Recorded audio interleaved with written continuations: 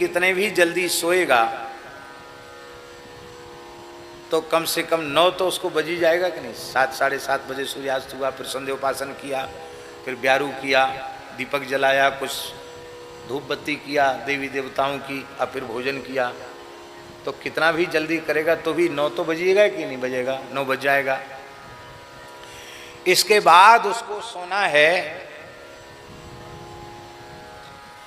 तो 7:30 बजे से यदि रात्रि लग गई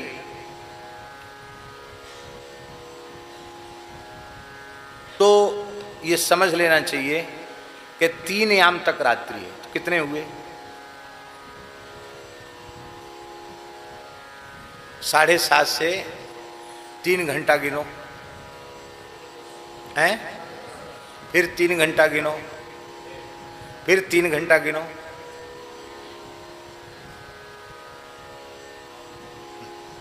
ये तो मैंने मोटा मोटी बताया। 4 बजे सैया का त्याग कर ही देना चाहिए, क्योंकि याम बीत गए, त्रियामा। अब चतुर्थ वेला आई, अब ब्रह्म वेला है। हम आपके लिए नहीं कह रहे हैं, अपने लिए भी कह रहे हैं।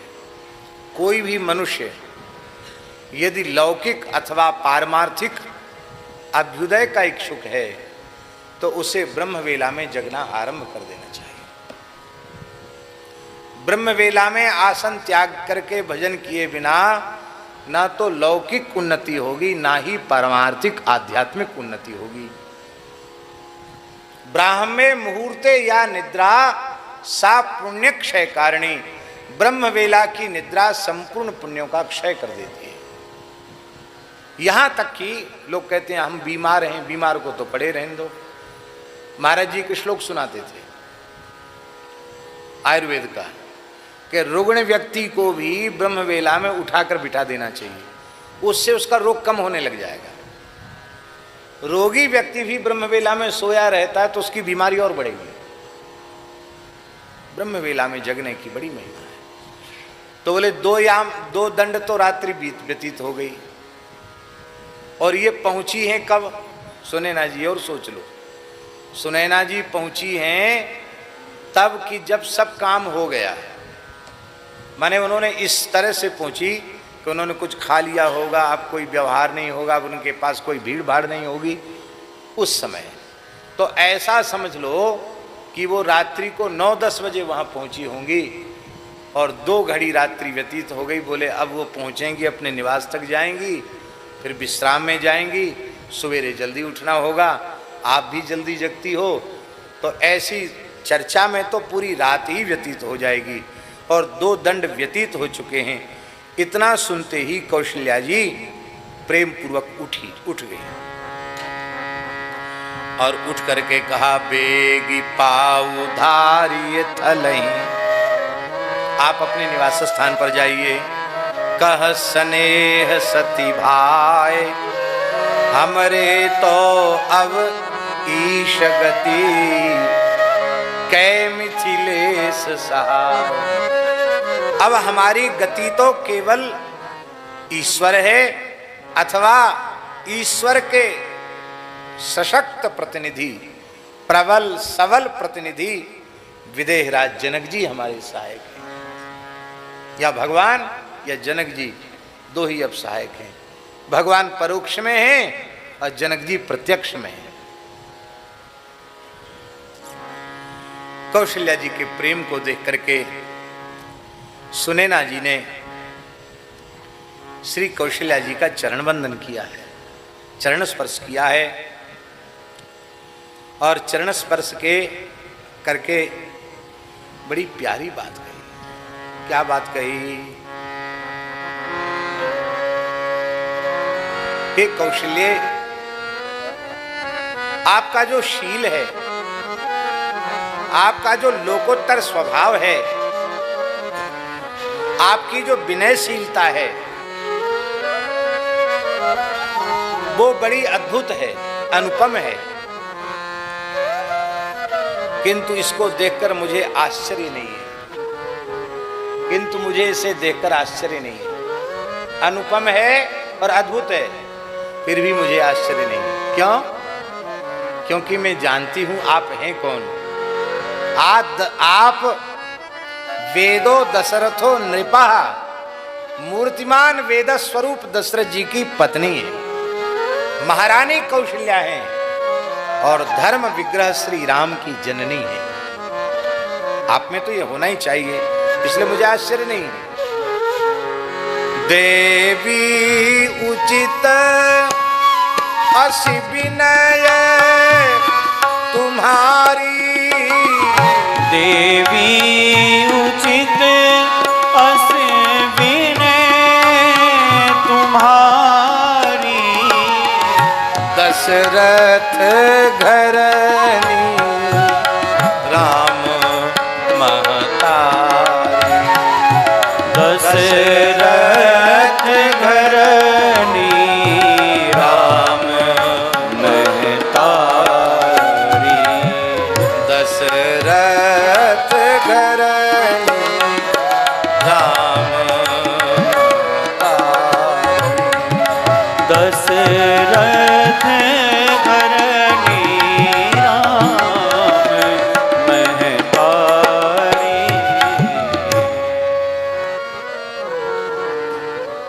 सुनैना जी बहुत विभोर हो गई हैं और वो कह रही हैं कि हम क्या लगते हैं आपके सामने। हमारे जो पति हैं मंडलीक राजा हैं, मिथिला प्रदेश के राजा हैं, और आप सप्तद्वीपवती, सप्त समुद्रवती, पृथ्वी के एक छत्र सम्राट चक्रवर्ती महाराज दशरथ की पत्नी है, श्री राम की मां है। हम आपके लायक नहीं हैं, लेकिन आप मेरा और मेरे पति जनक का कितना आदर कर रहे हैं। धन्य है। बड़े लोग ऐसे ही होते हैं, बड़ों का स्वभाव ही ऐसा होता है, और इसी में तो उनका बड़प्पन है कि अपने बड़प्पन की ठसक में नहीं रहते हैं, छोटों से छोटों का आदर करते हैं। उदाहरण, प्रभु अपने नीचहु आदर ही, प्रभु अपने नीचहु आदर ही, अग्नि धूम गिरि सिर तृणधर, अग्नि धूम गिरि सिर तृणधर ही। यही है बड़ों का बड़प्पन। उसको बड़ा नहीं कहते हैं कि जो अपने बड़प्पन की ठसक में रहा आवे, किसी को चित्त में ही न दे। छोटे से छोटे के साथ अत्यंत स्नेह और प्रेम युक्त व्यवहार करें। स्नेह और प्रेम होता कहाँ है? एक बड़ी ऊंची बात है। अहम शून्यता जहां होती है वहीं प्रेम होता, वहीं स्नेह होता है। अहंकार की दुर्गंध जहां होगी, जाति के, विद्या के, पद के, धन के, किसी भी प्रकार के अभिमान की जहां दुर्गंध होगी, वहां प्रेम प्रकट नहीं हो सकता। इसलिए जो भी स्नेह का वर्ताव होगा वो अहम शून्य हुए बिना नहीं होगा। ईमानदारी से वही बड़ा है जो अहम शून्य है। भगवान कितने बड़े हैं, भगवान में कितनी अहम शून्यता है। ये अहम शून्यता ने ही उन्हें भगवान बनाया। बड़ा सुंदर उदाहरण दिया जा रहा है। अग्नि देखो, अग्नि अपने सिर पे धुएं को धारण करती है, धुआं नहीं चाहिए, उसको नीचे दबा के रखना चाहिए, अपनी खोपड़ी पे रखती है धुएं को। पर्वत कितना ऊंचा है, पर पर्वत छोटे से तृण को अपने सिर पे धारण करता है। पर्वत की ऐसी चोटियां जहां मनुष्य नहीं जा सकता, वहां पेड़ पौधे भी नहीं उगते, और वहां घास लगी रहती है। तो पर्वत अपने सिर पर तृण को धारण करता है, अग्नि अपने सिर पर धूम को धारण करती है। ये बड़ों का स्वभाव होता है छोटों को सिर पे चढ़ा के रखना, यही उनके बड़प्पन का प्रमाण है। आप हमें अपने सिर पे चढ़ा के रखे हैं, ये आपका बड़प्पन है, हम इस लायक नहीं।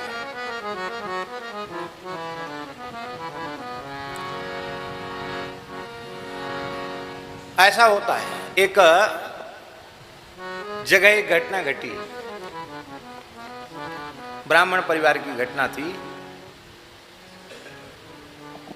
वो गांव के थे, जमींदार आदमी थे, कमजोर नहीं थे, अच्छे थे, पर शहर के रहने वाले नहीं थे। तो उनकी लड़की का विवाह एक बड़े परिवार में हुआ। तो किसी ने जाकर लड़के वालों से कह दिया, अरे कहाँ है छोटे से देहात में,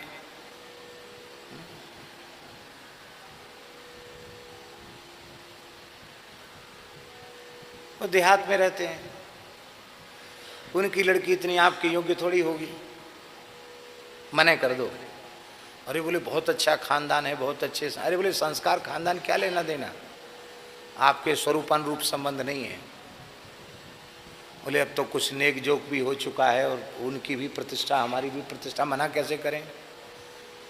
तो बिना पैसा की सलाह देने वाले सब जगह रहते हैं।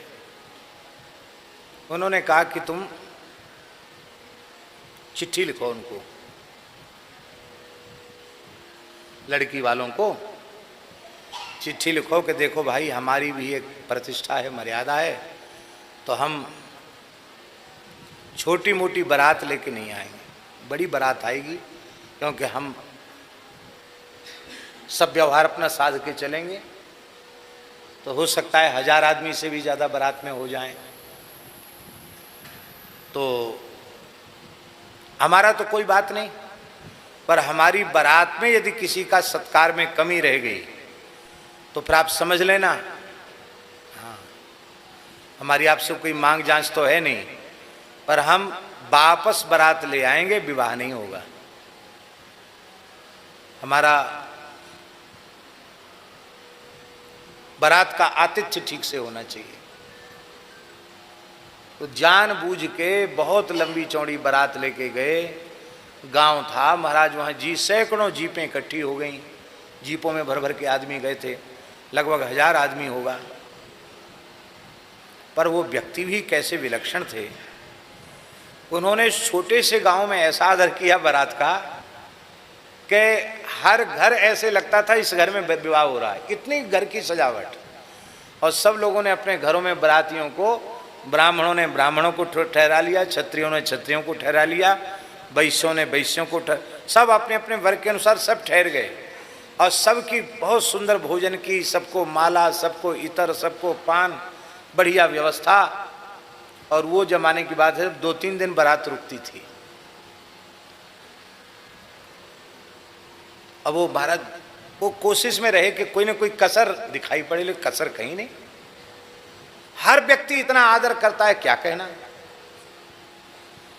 अंत में जब समय आया विदाई का,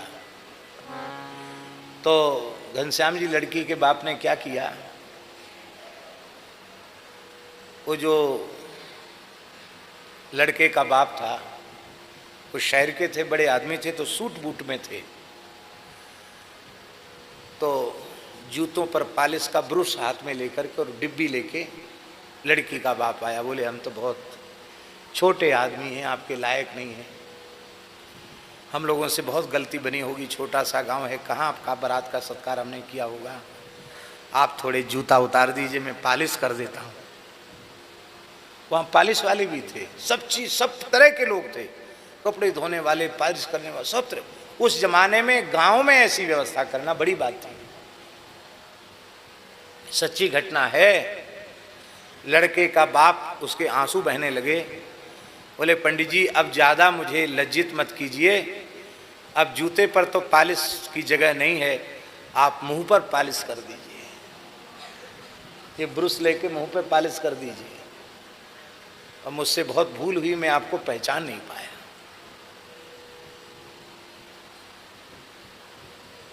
ये नम्रता, यही बड़प्पन है।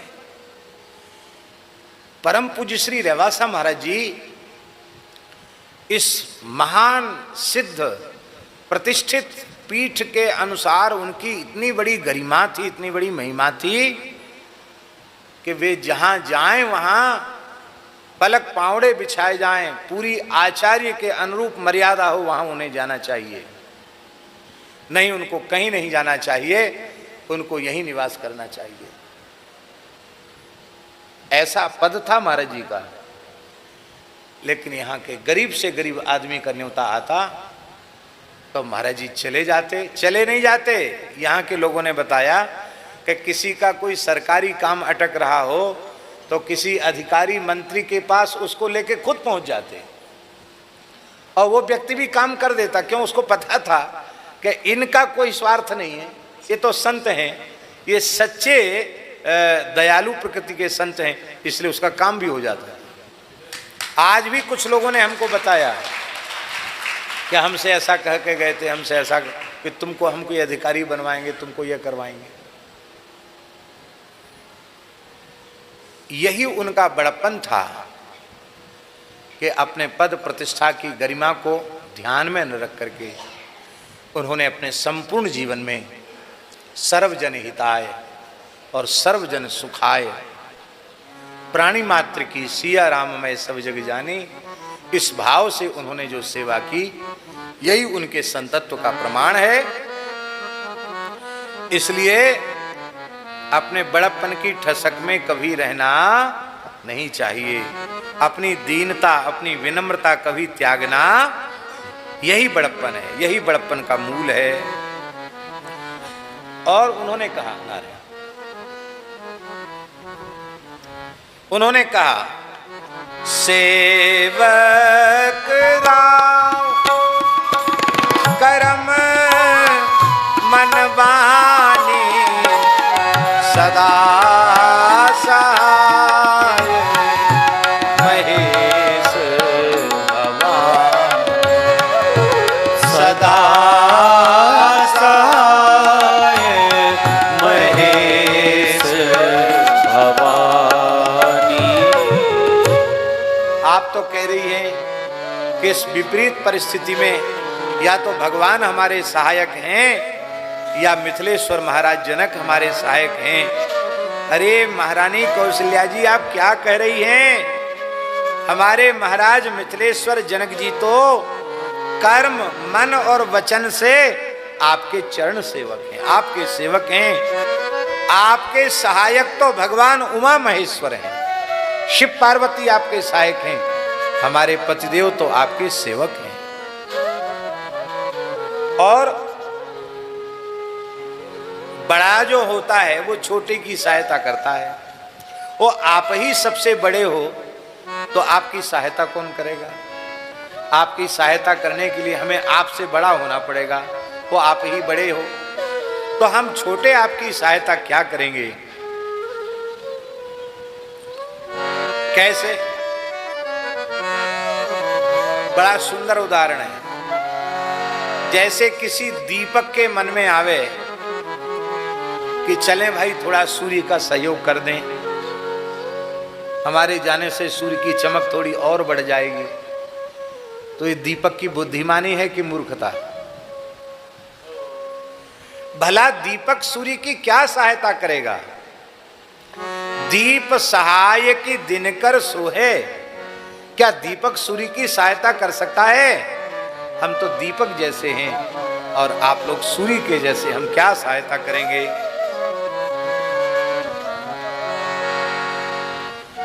और आखिर सुनैना जी भी तो सुनैना जी हैं, जनक जी की पत्नी हैं, कोई सामान्य थोड़े ही हैं। वे भी जानती हैं कि होने वाला क्या है, भविष्य को जानती हैं।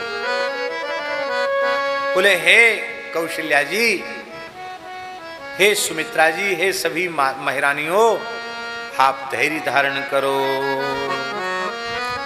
समय बीतते देर नहीं लगेगी, सब समाधान हो जाएगा। राम जाए बन करी सुर काजू, अचल अवध पुर करी राजू, अचल अवध पुर